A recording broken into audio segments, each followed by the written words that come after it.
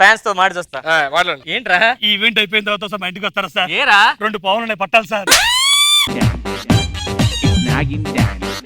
శివ ఇక్కడ మా ఇంట్లో కూడా నాగమణియే సార్. సార్ మీ గురించి చాలా విన్నాము. మర్చిపోయి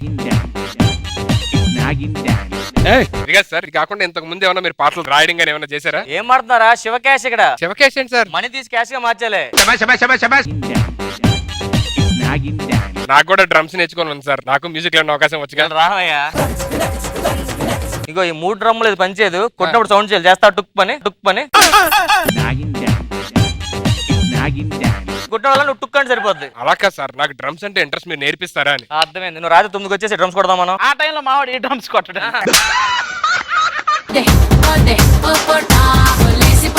చూడ్డా నీలో కూడా మంచి కళాకారుడు ఉన్నాడయ్యా. సార్ నా గురించి వదిలేకండి, చేతులతో నొక్కుతారు కదా ఇలాగా, దాన్ని ఏమంటారు సార్? పిఐఎస్ అని. పియా నో కదా సార్? నో అంటే రావట్లేదు, బెస్ట్ పెట్టి వస్తుంది అప్పటి నుంచి.